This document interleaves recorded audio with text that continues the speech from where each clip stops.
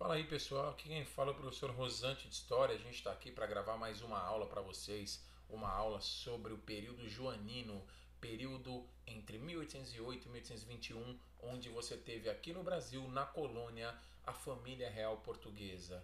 E por que a família real portuguesa vem para o Brasil, para a colônia? Aliás, é a única família real que pisa, é a única representação da monarquia europeia que pisa na América enquanto a América foi colônia. Por que eles vão vir para cá? Porque eles eram exóticos, porque eles queriam ser os primeiros a pisar na América?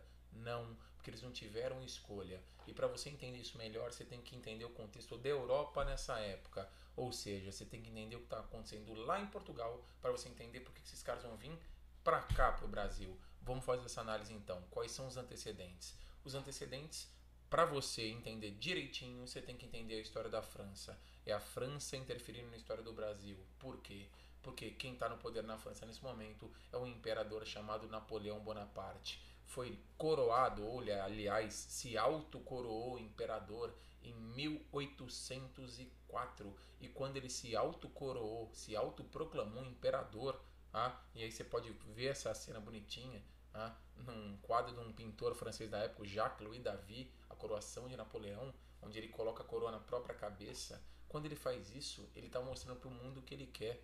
Ele era um general, ele pensava militarmente e ele colocou na cabeça dele que o grande inimigo da França, o pior problema da França, chamava Inglaterra. Ele tentou, inclusive, num confronto naval, atacar a Inglaterra na chamada Batalha de Trafalgar e foi uma derrota vergonhosa. A marinha francesa, com mais navios, acabou perdendo. A Inglaterra teve um herói aí, o Lord Nelson, que acabou usando uma estratégia naval muito inteligente e fez com que a Inglaterra resistisse ao ataque francês. Só que aí ele ficou tão furioso que ele decidiu acabar economicamente com a Inglaterra, alegando que a Inglaterra só tinha tanto dinheiro e uma boa condição porque ela explorava toda a Europa. Ela fazia com que toda a Europa vivesse oprimida por conta da indústria inglesa. Ou seja, ninguém na Europa conseguia desenvolver sua indústria porque a Inglaterra não deixava. E aí, no final de 1806, em dezembro de 1806, ele vai escrever um decreto, o Decreto de Berlim, oficial o nome, Decreto de Berlim, extraoficialmente para questões de vestibular, chamado de bloqueio continental, porque ele está determinando que a Inglaterra oprime as demais nações e que ele vai salvar a Europa dessa opressão. Como? Acabando com o comércio entre a Europa e Grã-Bretanha. Ou seja, o decreto dele determinava que ninguém podia fazer comércio nem com o Estado inglês, nem com nenhum cidadão inglês, a risco de se tornar um inimigo da França. E vamos ser bem realistas, na época, no continente, ninguém queria ser inimigo da França. O exército francês, nas mãos do Napoleão, era uma máquina de guerra impecável. Portanto, todo mundo, por conta do medo, vai acabar aceitando esse bloqueio dele. Só que Portugal não vai aceitar. Esse rapaz aqui, ó, com a esposa dele, ele, Dom João, e essa moça aqui, ó, a Carlota Joaquina, a esposa dele, ele nem era rei, ele era príncipe regente. E ele estava regendo o trono português porque a mãe dele, a Dona Maria da aula do período pombalino, que demitiu o Pombal, que fez todo o retrocesso na política pombalina, a Dona Maria a Viradeira agora era chamada de Maria a Louca. E a Maria estava interditada, então ele acabou assumindo o poder. Esse cara, que não tinha sido treinado literalmente para ser rei, ele vai acabar assumindo o poder e não vai fazer um governo ruim não. Apesar de durante anos na história se passar uma ideia de que ele fosse um paspalhão, um bonachão, que não era um bom administrador, de bobo ele não tinha nada. Tanto que ele vai conseguir enrolar o Napoleão por um ano. Como? O Napoleão mandou o decreto para todo mundo na Europa por meio de carta, só que a carta chegou em Portugal e era muito comum carta extraviar, principalmente vindo de Paris para Lisboa. A carta ocorrera vinha por estradas, as estradas eram esburacadas, ruas de terra, quando chovia as carroças quebravam, muitas cartas caíam, então isso acontecia. O que ele fez? Ele recebeu aquele decreto, ele leu, para ele não era interessante aceitar o decreto e ele simplesmente ignorou. Por que ele ignorou? Porque Portugal tinha um vínculo muito antigo com a Inglaterra, um vínculo desde lá de trás da restauração do trono português, onde a família Orleans e Bragança assumiu o trono, lá em 1640 com o fim da União Ibérica, porque lá para conseguir restaurar o trono contou com o apoio inglês, que também estava em guerra contra a Espanha. E daí para frente se criou um vínculo de proximidade que só foi se afunilando. Esse vínculo economicamente se tornou uma forca para Portugal em 1703, quando Portugal assinou com a Inglaterra o Tratado de Methuen, o Tratado de Panos e Vinhos, onde Portugal literalmente vendia vinho para a Inglaterra sem taxa alfandegária e comprava da Inglaterra tecido sem cobrar nenhuma taxa alfandegária. Ou seja, era livre comércio. Portugal vendia vinho para a Inglaterra sem cobrar nada, sem a Inglaterra taxar o vinho, e Portugal comprava tecido inglês sem taxar o tecido da Inglaterra. Ou seja, dois produtos livres de qualquer tipo de imposto. Só que nessa relação a Inglaterra ganha muito, óbvio. Por quê? Porque se vende muito mais pano do que vinho. E Portugal, durante muitos anos, no século XVIII, já que o tratado foi feito em 1703, durante muitos anos Portugal foi pagando essa diferença da balança, ou seja, esse déficit alfandegário, Portugal foi pagando com o ouro que saía do Brasil. Daí aquele papo que o ouro brasileiro financiou a Revolução Industrial Inglesa. De certa forma isso é verdade.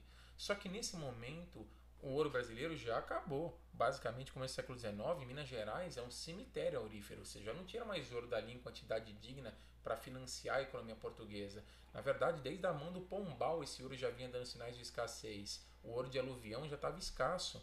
E por conta disso, Portugal estava enforcado economicamente, porque não tinha como pagar o déficit frente à Inglaterra e foi acumulando a dívida, acumulando a dívida, acumulando a dívida. A Inglaterra deixava acumular porque ela queria um cliente que não pudesse falar não para ela, que ficasse devendo e ficasse literalmente amarrado aos interesses ingleses.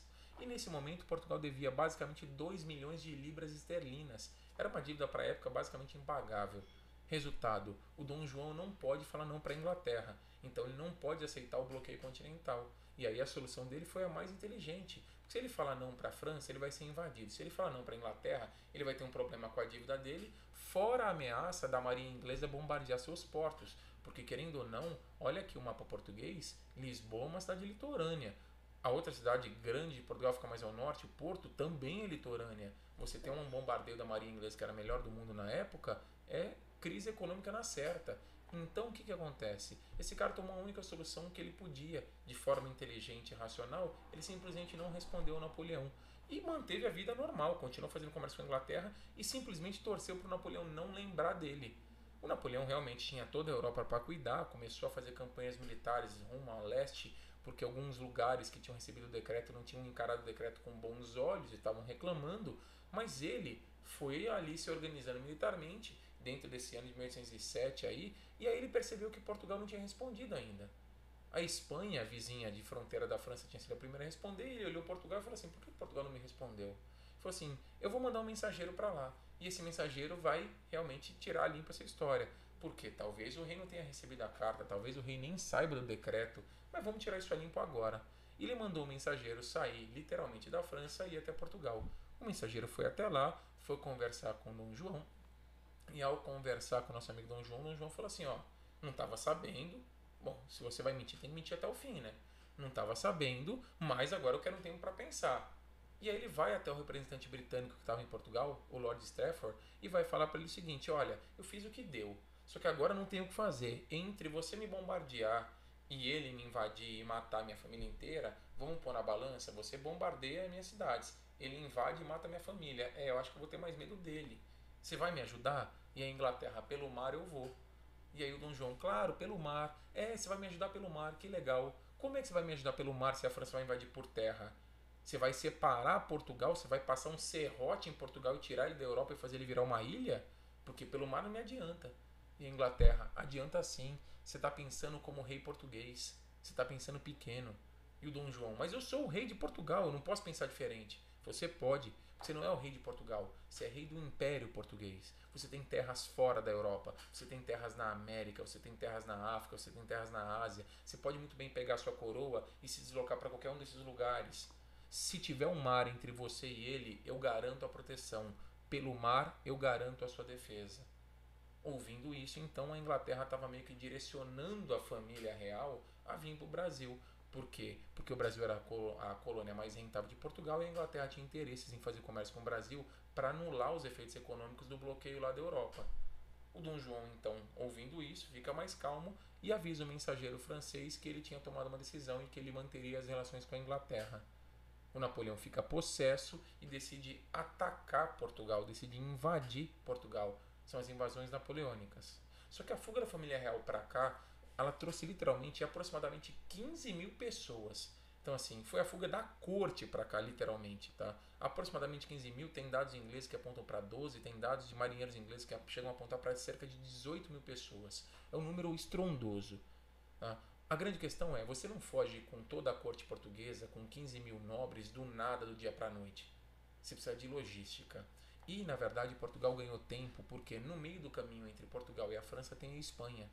E o Napoleão, no caminho até Portugal, ele tinha feito um acordo com o rei da Espanha e o rei da Espanha tinha garantido para ele que ele não teria resistência do exército espanhol, que ele poderia cruzar o terreno espanhol inteirinho até Portugal sem nenhuma resistência. Só que no meio do caminho, Napoleão decidiu mudar de ideia e ele mandou tropas até a coroa espanhola e derrubou o rei da Espanha. Senhor, por que ele fez isso? O cara não era amigo dele?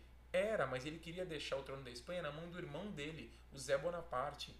E aí ele vai chegar, derrubar o rei da Espanha, entregar a coroa espanhola para o irmão dele, o Zé Bonaparte, e aí só aí é que ele vai para Portugal. Ou seja, os portugueses ficam sabendo que ele está lutando na Espanha quando ele derruba a coroa espanhola, e aí, obviamente, Portugal tem todo o tempo do mundo para organizar uma fuga. A família real trouxe para cá tudo que eles tinham no Palácio de Queluz. Meu, o Dom João trouxe para cá a biblioteca, prataria, o seu tesouro, as roupas, tudo. Ele não trouxe o Palácio de Queluz que não deu para montar aqui e desmontar lá, na verdade, e colocar nos navios. Porque de resto, o que dava para trazer, ele trouxe. Embarcaram à noite, o embarque tem que ser secreto, a Dona Maria não foi avisada, a própria Carlota, a esposa dele, também não foi avisada. A Carlota e o Dom João não tinham uma relação muito boa. Dizem que ele, quando ela era muito nova, tentou molestá-la e ela guardou esse rancor dele o resto da vida. Tanto que contam que ela chegou a mandar um bilhete por um mensageiro dela para a região da Espanha para encontrar o Napoleão e avisar o Napoleão que o marido dela estava fugindo. Ou seja, a relação deles não era muito boa. Ele também não avisa a Carlota muito antes. A Carlota e a mãe vão ser avisados em cima da hora, tá tudo pronto, eles embarcam à noite nos navios. No outro dia de manhã, a família real está dentro de navios ingleses e vai partir. A população portuguesa fica Deus dará e que de certa forma acabou sendo favorável, porque quando as tropas francesas chegam em Portugal, não tem monarquia lá, não tem quem derrubar. A parte litorânea de Portugal ficou sob domínio inglês, sob proteção inglesa. O interior de Portugal ficou com a invasão francesa dominando a região.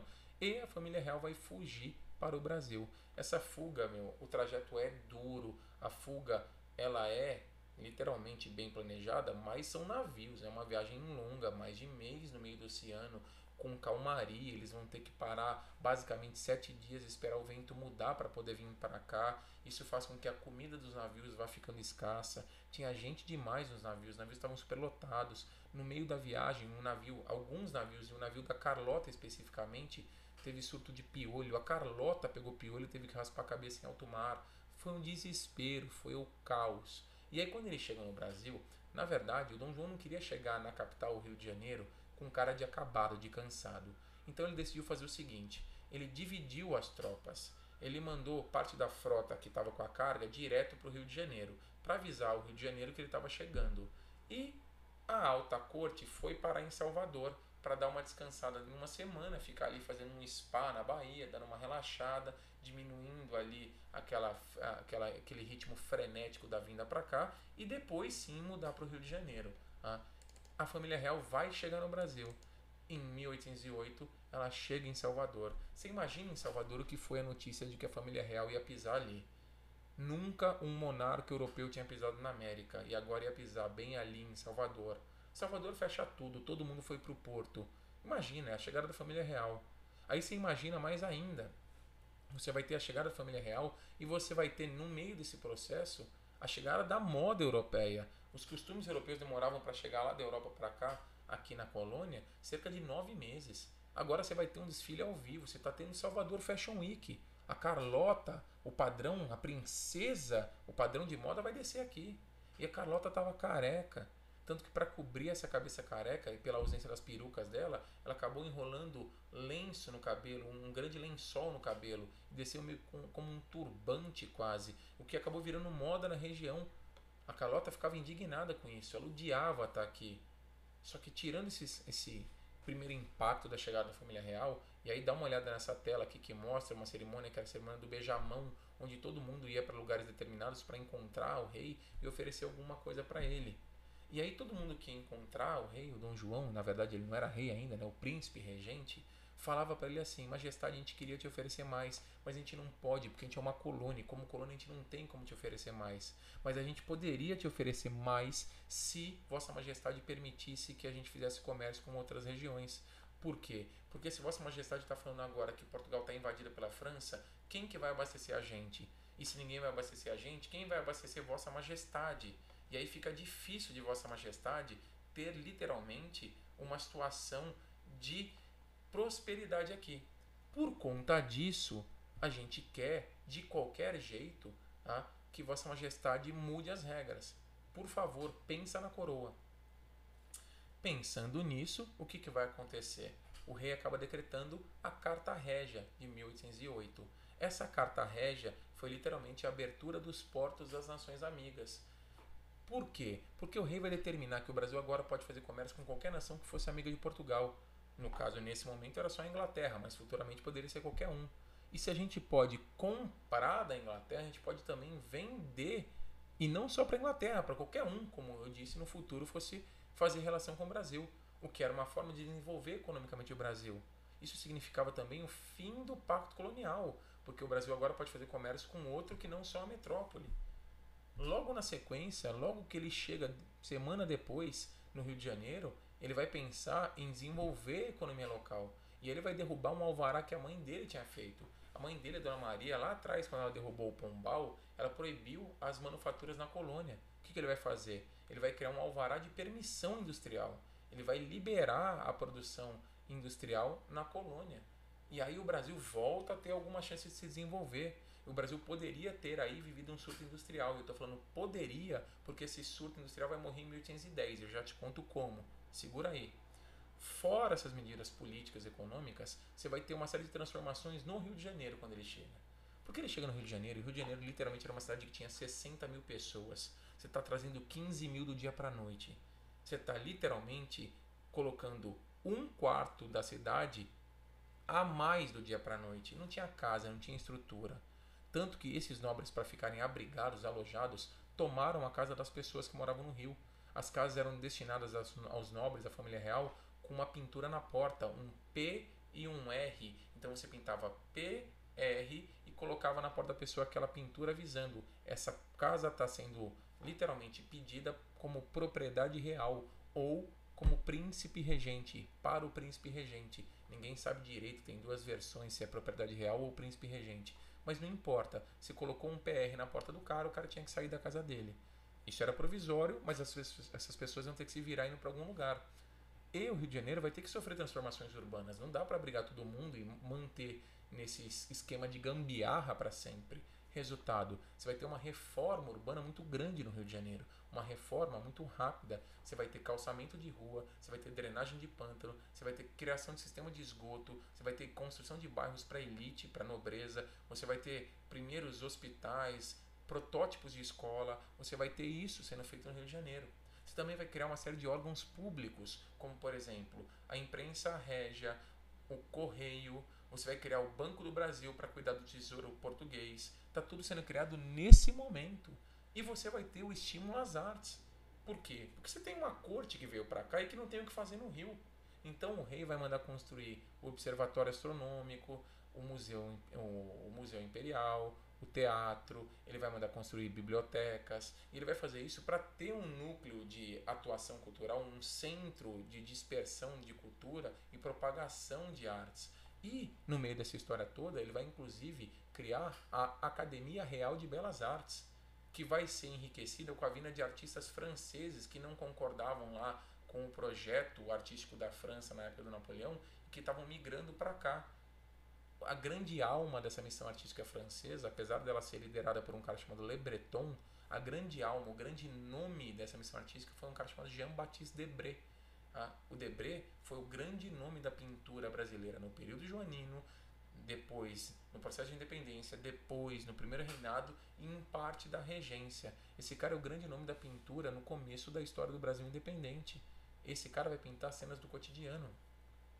A arte no Brasil está se desenvolvendo. Só que eu vou te fazer uma pergunta. Todas essas mudanças têm que ser pagas. Quem paga tudo isso? Quem banca tudo isso? Quem banca tudo isso são novos impostos. Novos impostos que são cobrados literalmente do Brasil inteiro. Aí você fala, quem mora no Rio tá feliz? Tá, paga mais imposto, mas tem uma cidade melhor. Tudo bem. Quem mora perto do Rio também se beneficia, porque com a chegada da família real e da corte ali, você vai ter novas oportunidades de comércio.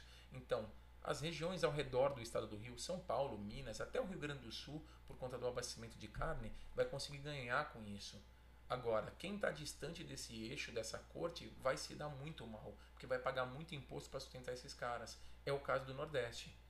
E é por isso que no Nordeste vai ter uma revolta, mas a gente fala dela depois. Tudo bem? As coisas iam mudando rapidamente no Brasil e o Brasil poderia ter desenvolvido uma indústria. Poderia, se não fossem os tratados firmados em 1810, vulgarmente conhecidos como Tratados de 1810. Estou falando vulgarmente conhecidos porque eles têm um nome oficial: Tratados de Aliança, Amizade, Comércio, Navegação e Paquetes. Mas, para efeito de vestibular, Tratados de 1810. Eles estabeleciam algumas coisas. O importante agora para você é a análise econômica. Eles estabeleciam que você teria novas alíquotas alfandegárias cobradas para produtos que iam entrar no Brasil. E essas alíquotas traziam esse absurdo aqui, ó. Qualquer nação pagaria 24% sobre o produto, ou seja, se o produto valesse 100, qualquer nação ia colocar de imposto aí 24%. Portugal pagava 16% e a Inglaterra pagaria 15%. Você não está vendo errado não, é isso mesmo. Isso aqui é um tapa na cara de Portugal. E a Inglaterra mostrando indiretamente que, apesar do Brasil ser uma colônia de Portugal, quem manda aqui é ela. Isso foi uma vergonha para Portugal. E isso matou a chance do Brasil desenvolver qualquer tipo de indústria. Porque você vai ter que competir com o produto inglês, que é bom e barato. E aí não dá para ganhar da Inglaterra. E, infelizmente, o mercado brasileiro aí vai decair. Ou seja, um mercado que estava começando a crescer morre logo no berço. Tudo bem? A gente passa a ser dependente da Inglaterra, economicamente essa dependência vai durar até o segundo reinado. Beleza? As coisas vão mudar no Rio de Janeiro, só que a vida não vai continuar como tudo estava se encaminhando para uma vida tranquila do Dom João no Rio.